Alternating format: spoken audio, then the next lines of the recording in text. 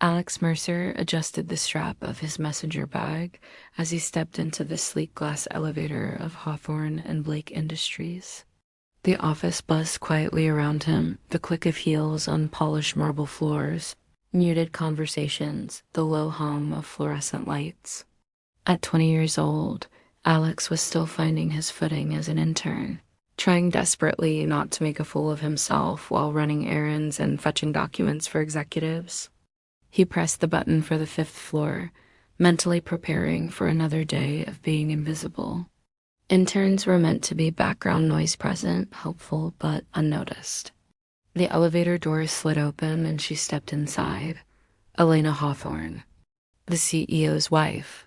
Blonde, striking, elegant, everything Alex had heard about but never expected to see up close. She wore a cream blouse tucked into a fitted pencil skirt that hugged her figure perfectly.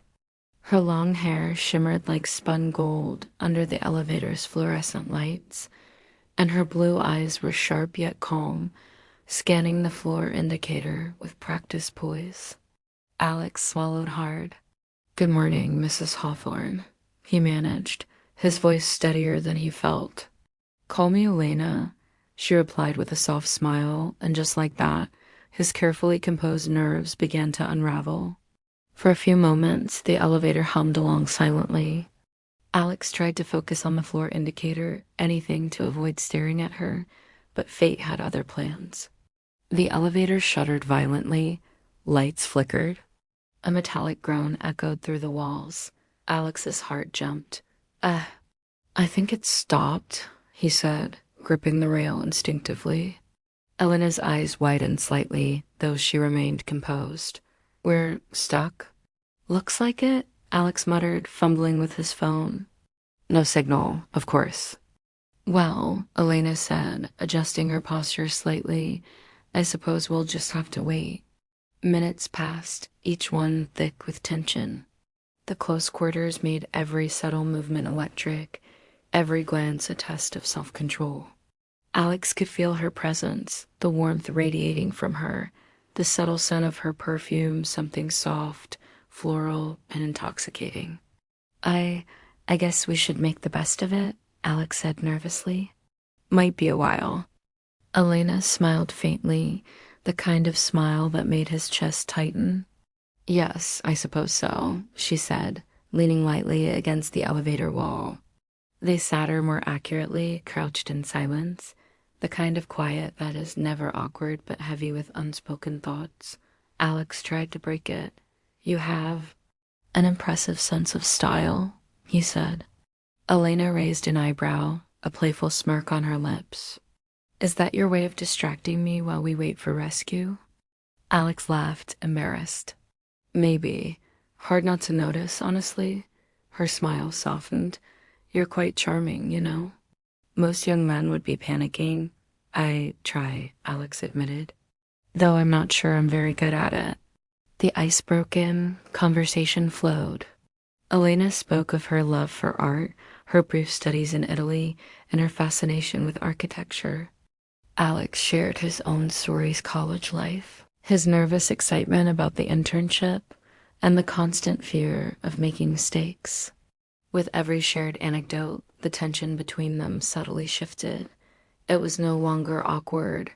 It was charged, magnetic.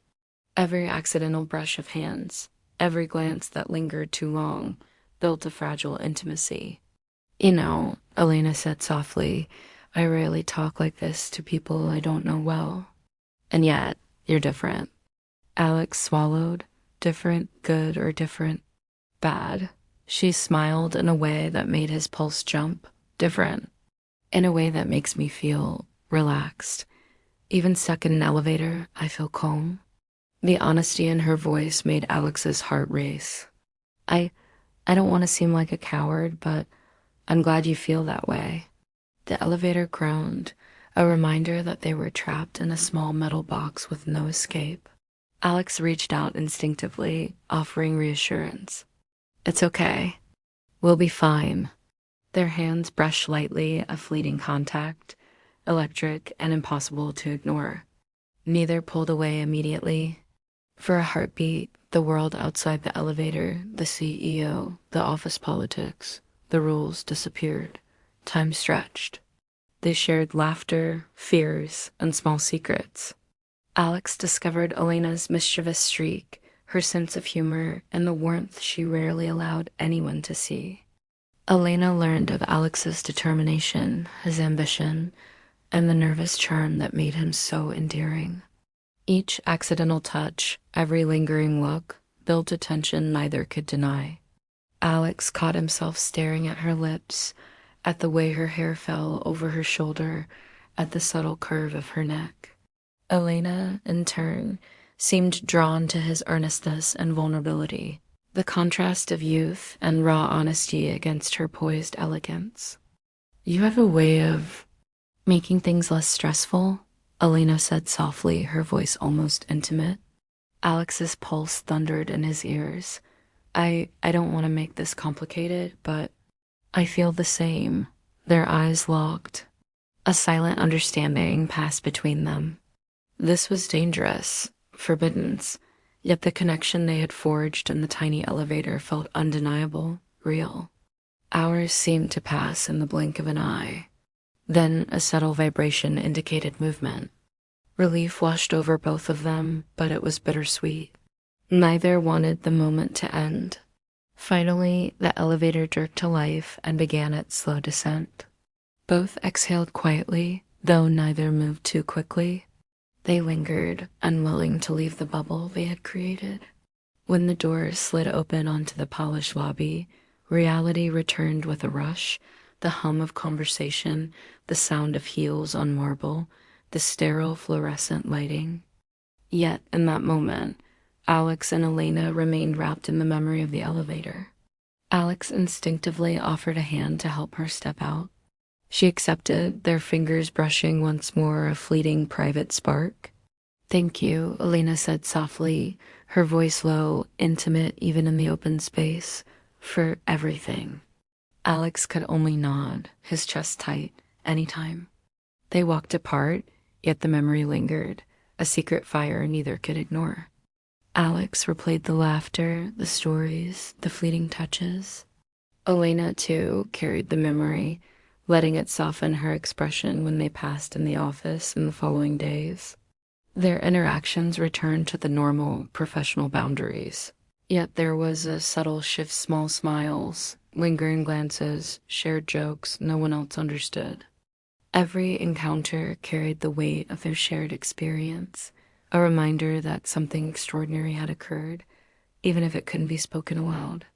Alex knew that connection was complicated, dangerous even. Elena was married, powerful, untouchable.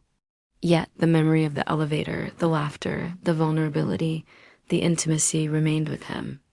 And for the first time in his life, he understood that connection wasn't always convenient, safe, or simple. Sometimes it was just real, even if it was forbidden, even if it was fleeting. It was real, and that was enough.